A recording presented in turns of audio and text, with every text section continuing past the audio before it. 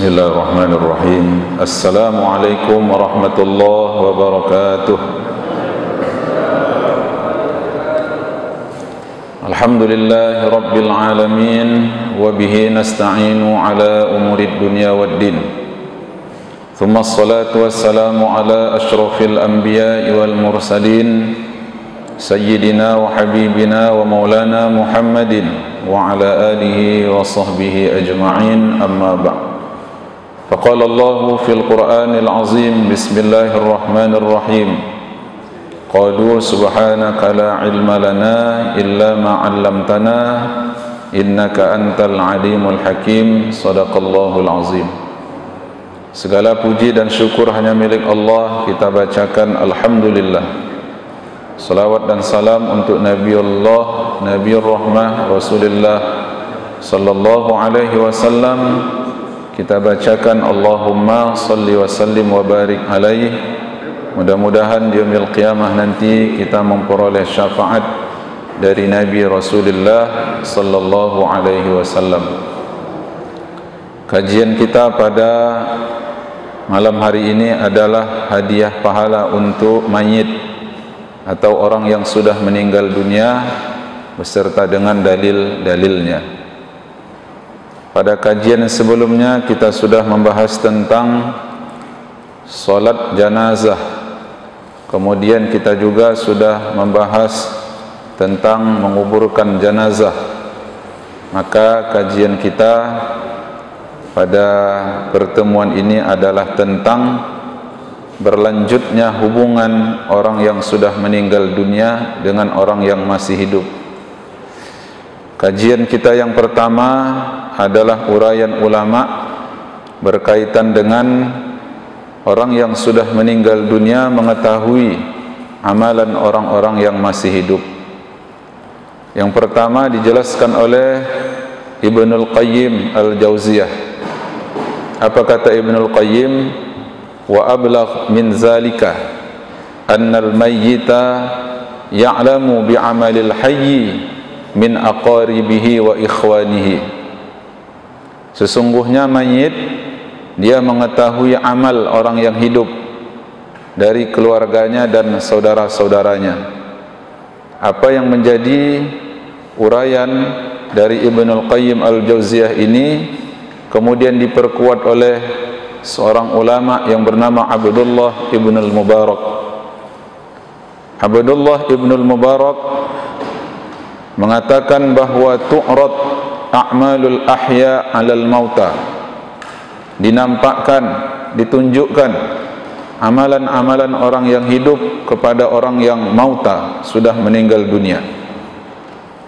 Fa idza ra'au hasanan, maka apabila orang yang sudah meninggal dunia itu melihat amal orang yang masih hidup itu baik, farihu wastabshiru. Farihu wastabsharu. Mereka orang yang sudah wafat dan meninggal dunia itu bergembira. Farihu. Jadi ada kegembiraan walaupun dia sudah meninggal dunia, walaupun fisik sudah berpisah dengan rohnya, maka tetap ada kegembiraan itu.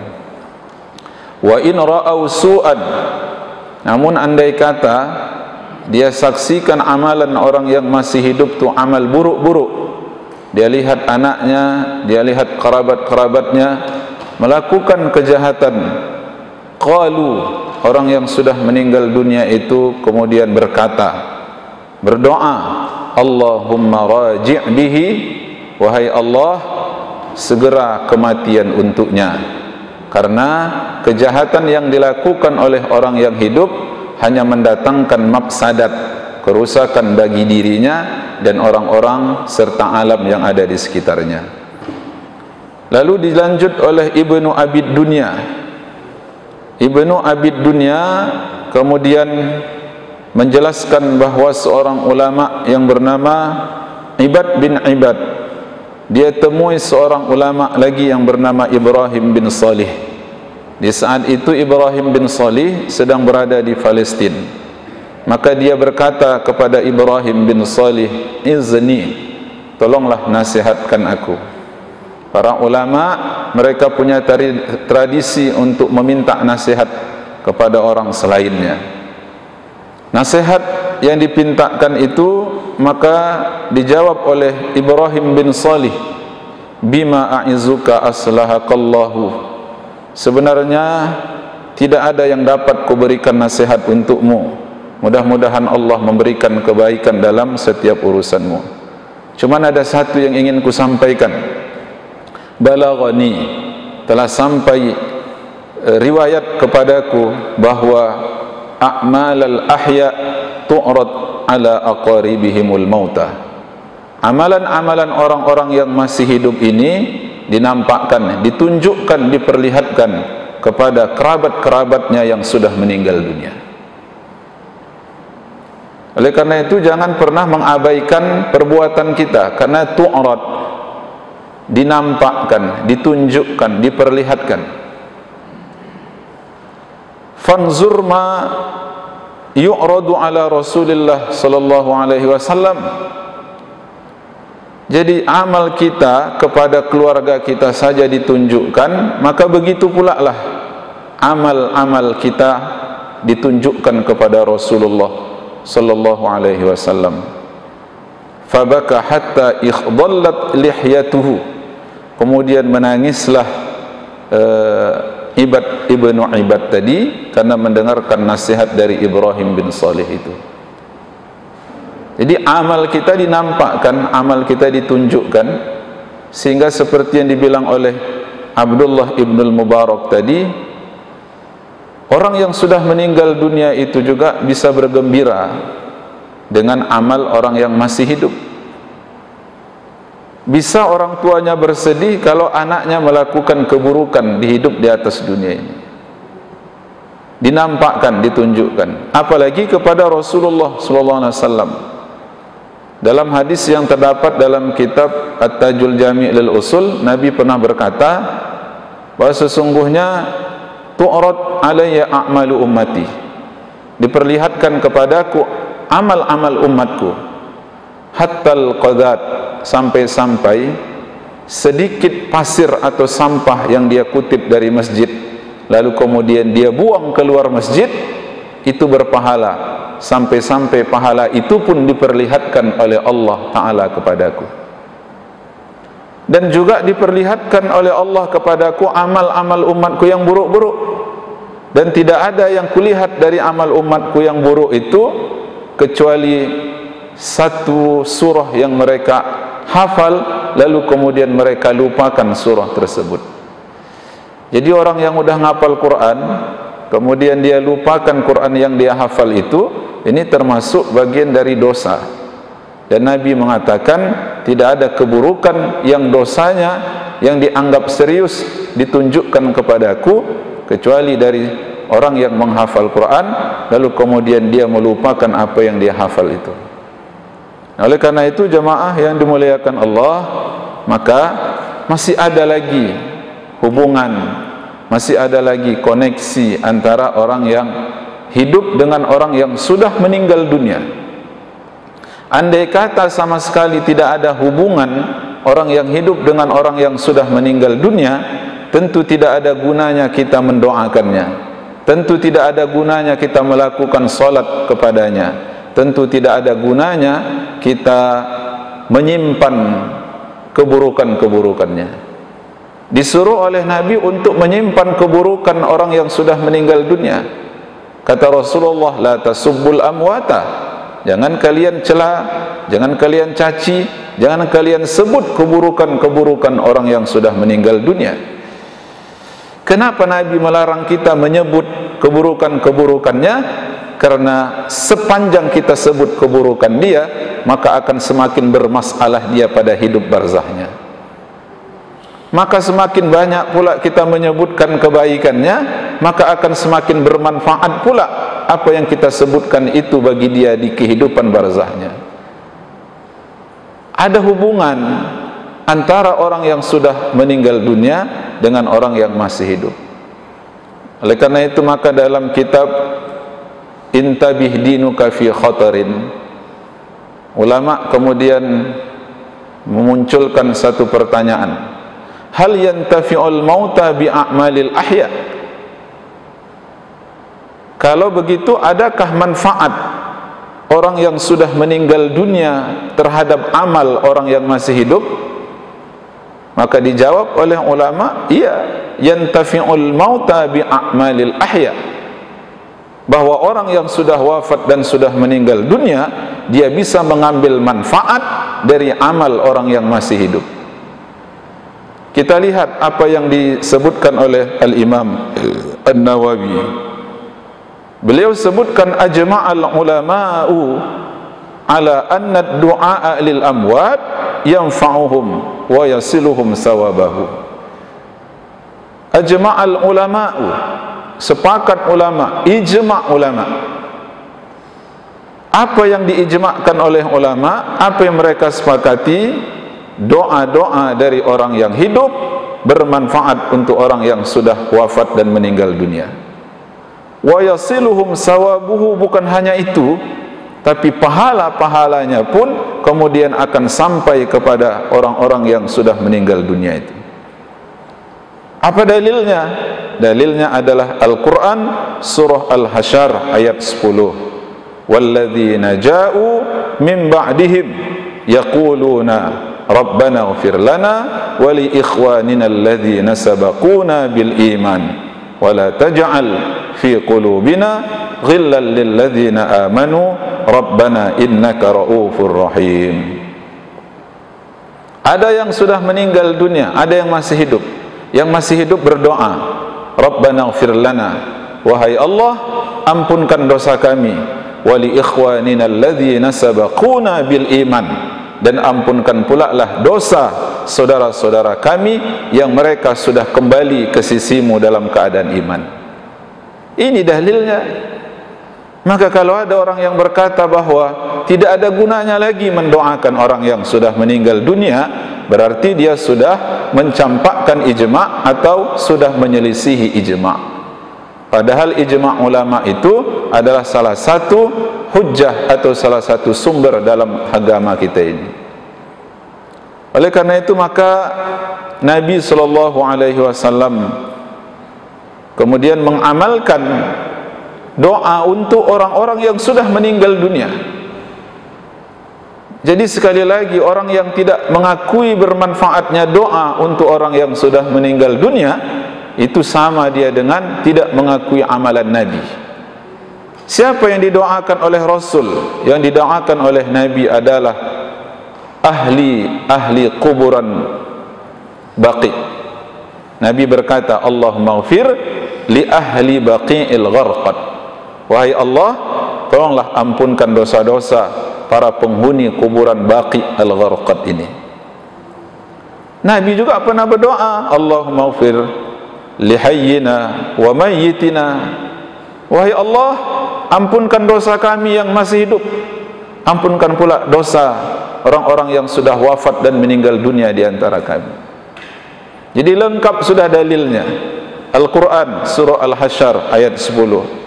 Doa-doa Nabi SAW tidak hanya satu, bahkan tidak hanya dua doa Nabi itu, tapi banyak lagi puluhan doa-doa Nabi SAW kepada orang yang sudah meninggal dunia. Ditambahkan oleh ulama wassalatul janazah. Lalu ada syariat salat janazah. Untuk apa disyariatkan salat janazah itu? Di antara tujuan disyariatkannya salat janazah adalah ayyastafidal mayyit min du'ai ikhwanil ahya, supaya orang yang sudah meninggal dunia itu mendapat manfaat dari saudara-saudaranya yang masih hidup. Maka kembali Al-Imam An-Nawawi berkata di dalam kitabnya Al-Azkarun Nawawi, beliau sebutkan wa yustahabbu lizair, bagi orang yang berziarah kubur sunnat bagi dia untuk iksar min qiraatil Quran wa zikir. Perbanyaklah baca Quran, perbanyaklah zikir, perbanyaklah doa untuk penghuni-penghuni kubur itu dan semua orang-orang mukmin yang sudah meninggal dunia. Bahkan orang yang sudah meninggal dunia pun bisa mengambil manfaat dari tumbuh-tumbuhan. Karena suatu saat Rasulullah lewat, lalu kemudian dia dapati bahwa kuburan yang dia lewatkan itu sedang diazab. Kemudian Rasulullah mencoba untuk meringankan azab yang terjadi, yang menimpa dua orang penghuni kuburan itu. Diletakkanlah oleh Rasul sallallahu alaihi wasallam pelepah kurma atau pelepah tamar. Rasul sallallahu alaihi wasallam mengatakan, la'allahu yukhaffif anhuma ma lam yaibasa. Mudah-mudahan pelepah kurma ini akan dapat meringankan azab orang yang berada dalam kuburan ini sepanjang keduanya atau sepanjang pohon itu belum kering. Karena kalau dia masih basah, dia belum kering, berarti dia masih hidup. Hidupnya pepohonan itu adalah hidup yang berzikir, bertasbih, memuji Allah. Wa in min syai'in illa yusabbihu bihamdihi. Tidaklah ada sesuatu kecuali dia bertasbih memuji Allah. Walakin la tafqahuna tasbihahum. Namun kamu saja yang tidak faham dan ngerti tasbih-tasbih dia. Fa idzan tafa'al mauta bin nabat. Kalau orang yang sudah meninggal dunia saja bisa ngambil manfaat terhadap tumbuh-tumbuhan, kaifa bi du'ain nas wa bi tilawatil Quran. Bagaimana pula dengan doa-doa manusia untuk orang yang sudah meninggal dunia? Bagaimana pula dengan bacaan-bacaan Al-Qur'annya? Tentu itu jauh lebih sampai dan bermanfaat untuk orang yang sudah meninggal dunia. Ada amal talqin. Talqin itu artinya adalah mendiktekan atau mengajarkan. Bisa saja ada orang berkata, tidak mungkin bisa orang hidup mengajar atau mendikti orang yang sudah meninggal dunia. Karena orang yang sudah meninggal dunia, dia sudah kehilangan pendengarannya, dia sudah kehilangan rasanya, dia sudah kehilangan pengetahuannya dan seterusnya. Maka jamaah yang dimuliakan Allah, mengingkari talqin mayat juga berarti mengingkari sesuatu yang sudah sabit atau sesuatu yang sudah jelas ketetapan dalilnya dalam syariat ini. Oleh karena itu maka meskipun tidak wajib, ulama kemudian berfatwa talqinul mayyit sunnatun. Mentalkinkan mayit itu hukumnya sunnah. Jadi kalaupun ada orang sudah menguburkan jenazah, lalu dia tinggalkan jenazah itu tanpa mendoakannya, tanpa mentalkinkannya, maka sudah terpenuhi seluruh fardu kifayahnya. Tapi tetap juga kalau ada orang yang melakukan talqin mayit, berarti dia telah melakukan sesuatu yang baik. Karena hukum talqin mayit itu adalah sunnah. Apa makna talqin itu? Ad-du'a ulahu bis-sabati, mendoakan sahibul kubur itu supaya diberikan oleh Allah Ta'ala ketetapan dalam jawaban, ketetapan dalam iman. Wa ayyuwaffiqa lil ijabah ala su'alil malakaini fil qabri, dan supaya jawaban-jawaban dari sahibul kubur itu bersesuaian dengan pertanyaan-pertanyaan malaikat. Apa dalilnya? Berikut dalil. Karena orang hari ini jemaah yang dimuliakan Allah, baru saja dia melihat ceramah seorang ustadz di YouTube, lalu kemudian ustadz yang di YouTube itu bilang, jangan ikuti kalau ada ustadz yang berceramah tak pakai dalil. Sehingga kemudian dia pun setiap kali ada orang menjelaskan satu hukum agama, dia pun mencoba-coba untuk bertanya, mana dalilnya, mana dalilnya, mana dalilnya. Beribadah butuh dalil. Tapi tidak semua orang yang ketika mau beribadah, tidak semua orang yang ketika mau beribadah wajib tahu dalil dia beribadah itu. Kita wajib salat kan Pak? Ibu wajib salat. Tapi tidak semua kita yang mau salat wajib tahu dalil salat. Apa semua kita ini mau disuruh menghafal dalil Al-Quran, dalil hadis Nabi tentang salat? Apakah orang yang tak tahu dalil salat lantas tak wajib salat sama dia? Kalau begitu nanti di depan pintu kita ini kita suruh ada orang menseleksi masuk ke dalam masjid ini. Mau ngapain Pak? Mau sholat. Sebutkan dalil sholat dulu. Itu kan? Kalau bisa dia sebutkan, masuk. Kalau tak bisa, pulang Bapak dulu. Hafal. Udah hafal baru balik kemari lagi. Hari ini jemaah yang dimuliakan Allah baru belajar satu hadis Nabi. Satu hadis Nabi yang dia temui adalah kullu bid'atin dhalalah wa kullu dhalalatin, dan semua yang sesat itu masuk api neraka. Hadis Nabi ini benar adanya, tapi kemudian sampai pada orang yang tak benar pemahamannya, sehingga dengan dapat hadis ini dia pun menjadi mufti kemana-mana. jadi mufti hanya bermodalkan satu hadis, kullu bid'atin dhalalah. Sehingga begitu dia tengok amal orang lain yang tak cocok sama dia, ini bid'ah, ini sesat, kau masuk neraka. Padahal dalam Islam ini hadis itu bukan kullu bid'atin dhalalah saja. Andai kata dalil itu cuma satu, maka tidak repot-repot para ulama untuk menyusun kaidah-kaidah dalam agama ini. Luar biasa Imam Asy-Syafi'i menyusun satu kitab usul fikih yang dia sebut kitab itu dengan apa nama kitabnya, Pak? Bukan. Al-Um itu kitab fikihnya. Ar-Risalah, subhanallah, syukran. Luar biasa Imam Asy-Syafi'i yang kemudian mampu menyusun kaidah-kaidah dalam agama ini. Lalu kemudian dia beri kitabnya dengan nama Ar-Risalah. Ar-Risalah itu artinya surat, seakan-akan itu adalah ditujukan kepada seluruh umat, seperti seseorang menujukan surat kepada seseorang. Wah, pelajari itu. Hari ini dapat satu dalil kullu bid'atin dhalalah, kemana-mana semua orang disesatkan. Na'udzubillah min dzalik. Nah, oleh karena itu maka ulama kemudian berusaha hari ini untuk menampilkan dalil-dalil atas apa yang menjadi amaliyah kita selama hari ini. Jamaah muliakan Allah, apa yang sudah kita lakukan hari ini itu sungguhnya sudah berdalil. Hanya saja kita tidak sampai pada tingkat menghafal dalil-dalil itu. Makanya ulama-ulama fikih dulu mereka tulis kitab-kitab fikih lil mubtadi'in. Apa arti lil mubtadi'in? Kitab-kitab fikih yang ditujukan untuk para pemula. Sehingga karena sasarnya adalah mubtadi'in, maka dia tidak perlu kepada pemaparan dalil. Bukan berarti tidak punya dalil.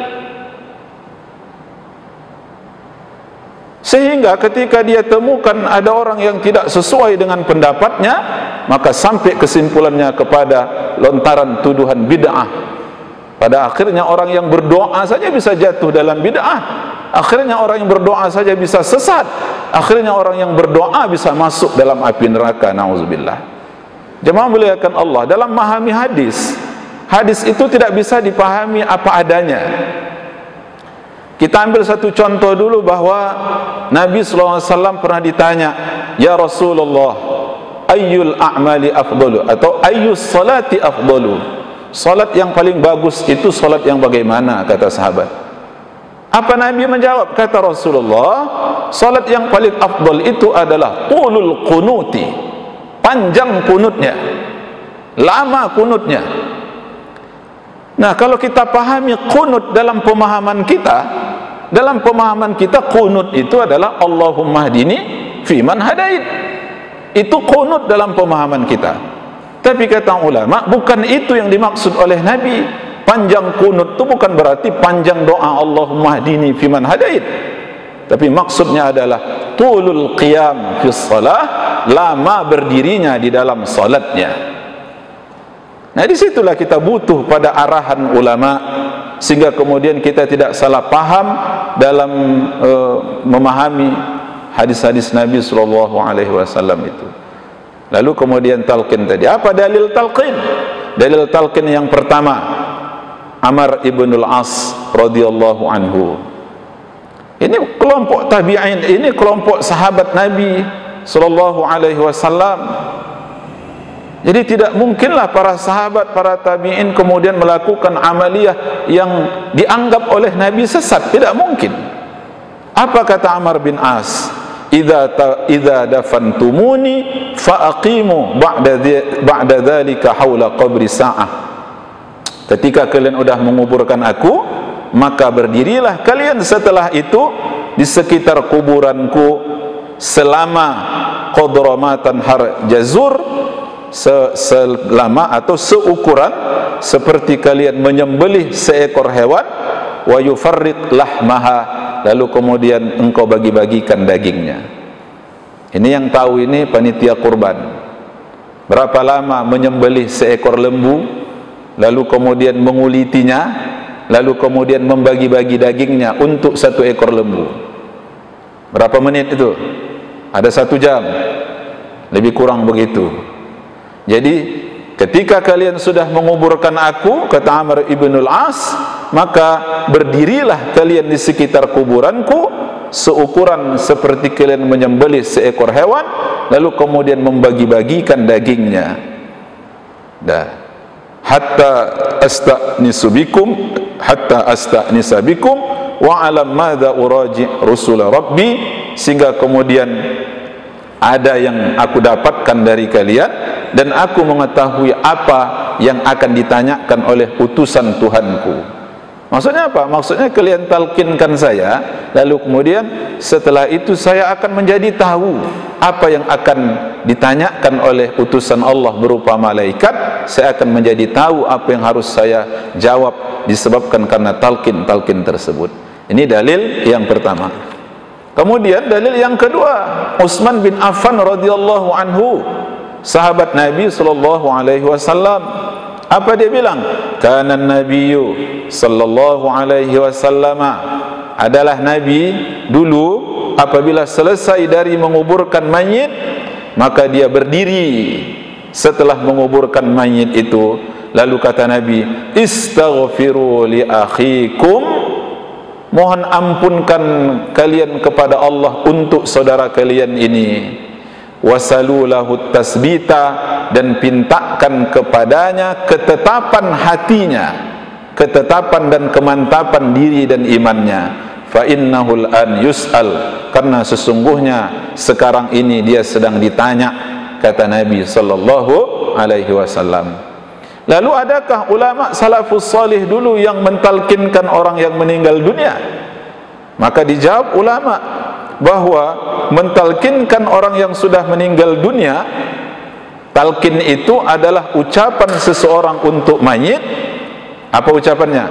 Idza ja'akal malakani fasa'alaka man rabbuka wa man nabiyyuka wa ma dinuka faqul lahum rabbi Allah wa nabiyyi Muhammad sallallahu alaihi wasallam wa dinil Islam.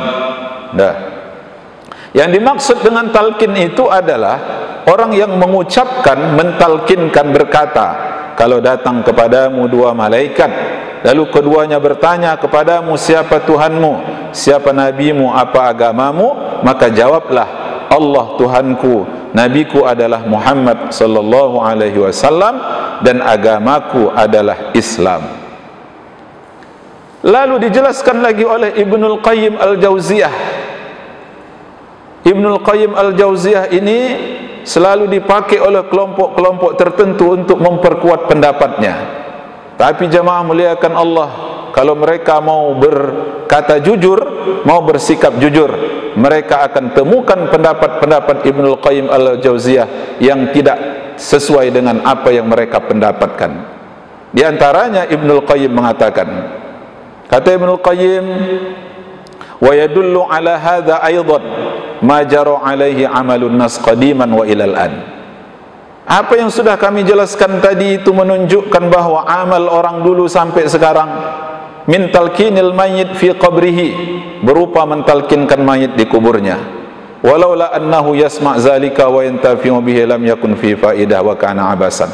Andai kata ini tak ada manfaatnya, andai kata ini tak ada faedahnya, tentulah mentalkinkan mayit itu hanyalah perbuatan yang sia-sia. Karena tak sia-sialah maka disyariatkan talqin mayat itu. Wa qad su'ila anhul Imam Ahmad rahimahullah.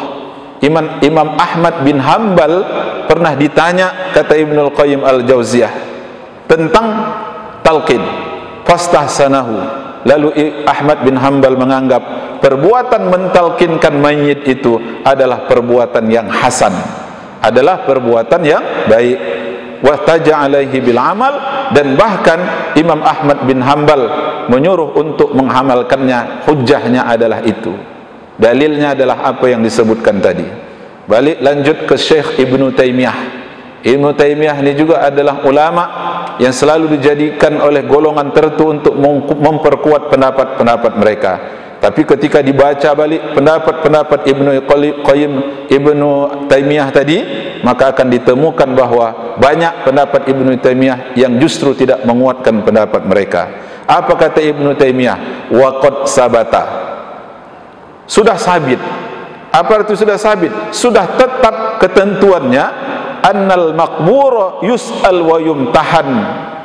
Orang yang sudah dikubur itu ditanya dan diuji. Jadi ujian itu bukan hanya di dunia ini. Ujian itu ada di kubur, ada di barzakh. Wa annahu yu'mar bid-du'a ilahu. Dan orang yang masih hidup disuruh untuk mendoakan mayit itu. Falihada, oleh karena inilah qila innat talqina yanfa'uhu. Ulama menyebutkan bahwa talqin di antara amalan yang bermanfaat untuk orang yang sudah meninggal dunia. Apa sebab? Fa innal mayyit yasma'un nidaa. Karena sesungguhnya mayit dia mendengar apa yang dipanggilkan kepada dia. Dia mendengar. Nah, makanya banyak yang tak percaya padahal sudah datang dalil-dalilnya. Kalau sudah tak percaya, ya udah ikuti aja. Buat saja seperti orang yang sudah meninggal dunia itu, biar ditalkinkan orang, dengar atau tidak. Kalau dengar, bangkit lagi sampaikan ke kami, dengar. Kalau tidak, sampaikan juga tak dengar. Jemaah muliakan Allah, ukurannya itu dalil. Apa yang sudah menjadi ketentuan dalam syariat ini ada dalilnya, berarti bisa untuk diamalkan.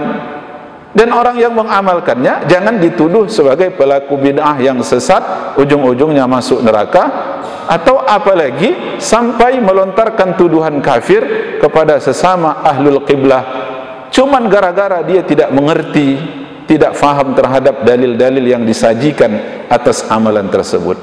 Maka oleh karena itu dalam hadis Nabi SAW menyebutkan, kata Nabi, innahu la yasma' qur'ani alihim. Orang yang sudah meninggal dunia itu benar-benar mendengar bunyi sandal mereka, orang yang meninggalkannya. Setelah dikubur, lalu kemudian pulang, dia dengarkan bunyi sandalnya. Wa annahu qala, bahkan Nabi pernah berkata di hadapan sahabat, ma antum bi asma' lima aqulu minhum. Yang kuucapkan kepada mereka itu tidaklah kalian sahabat yang masih hidup lebih dengar daripada mereka. Artinya apa? Mereka juga mendengarkan. Wa annahu amarana bis salam 'alal mauta. Ada tidak Nabi menyuruh kalau kita mengucapkan salam kepada orang yang sudah meninggal dunia? Ada. Ucapan salam itu termasuk adalah amalan yang bermanfaat untuk orang yang sudah meninggal dunia. Andai kata salam itu tidak bermanfaat, tentu Nabi tidak mensyariatkan salam kepada orang yang sudah meninggal dunia. Suruh Nabi salam. Apa yang harus kuucapkan kalau aku datang ke kuburan ya Rasulullah? Salam, kata Nabi kepada Aisyah. Assalamualaikum dara qaumin mu'minin wa inna insyaallahu bikum lahiqun. Tidak mungkinlah ucapan salam itu adalah cakap atau kata-kata yang sia-sia. Karena dia punya manfaat, maka Nabi menyuruh untuk ucapkan salam. Nah, mengenai apakah dijawab oleh orang yang sudah meninggal dunia itu atau tidak, yang penting amal kita yang hidup ini saja. Bahkan dalam satu hadis Nabi menyebutkan illa raddallahu ruhahu, Allah kembalikan ruhnya, lalu kemudian Allah jadikan dia mampu untuk menjawab salam itu. Orang yang bandel kemudian membantah lagi, kalau memang dijawabnya kenapa kami tak dengar? Wah, ini bandel kali ini Pak kalau udah begini. Untuk itu maka kelembutan hati yang diperlukan dalam memahami dalil-dalil syariat ini. Kalau orang yang sudah dilembutkan oleh Allah Ta'ala hatinya, maka Allah mudahkan sama dia untuk memahami nas-nas agamanya. Kemudian pahala membaca Al-Quran, apakah sampai pahala bacaan Al-Quran itu? Naam, yasilu sawabul Quran lil mauta. Sampai pahala bacaan Quran untuk orang yang sudah meninggal dunia. Apa dalilnya? Di dalam kitab Intabih ini yang kita baca ini, maka di situ ulama berkata wal adillah kasiratun, dalilnya banyak, tapi kita paparkan beberapa saja di antara yang banyak itu. Yang pertama, Abdurrahman bin Allah bin Al-Lajjaj, dari ayahnya dia berkata, telah berkata ayahku, katanya, wahai anakku, apabila ayah wafat meninggal dunia, maka letakkanlah ayah di dalam kuburan ayah berupa lahat. Lahat itu adalah bentuk kuburan yang digali ke bawah lalu kemudian dibuat lubang menyamping, itu lahat. Fa idza wada'tani fi lahdi, tatkala kalian meletakkan aku di dalam lahatku, faqul, bacakan bismillahi wa ala millati rasulillah. Itu ajaran Nabi, lalu dia suruh anaknya untuk mempraktikkan itu. Thumma sanna alayya turab, lalu kemudian taburkan kembali atau tutuplah kembali lubang itu dengan tanah. Summa qra' inda ra'si, setelah itu tolonglah bacakan di sisi kepalaku. Apa yang dibaca? Pertama, Fatihatul Baqarah, bi Fatihatil Baqarah, ayat-ayat pembuka dalam surah Al-Baqarah. Alif Lam Mim, dzalikal kitabu la raiba fihi hudal lil muttaqin. Lalu apa lagi? Wa khatimatiha, wa khatimatiha, bacakan penutup dari Al-Baqarah. Jadi pembuka Al-Baqarah dan penutup Al-Baqarah.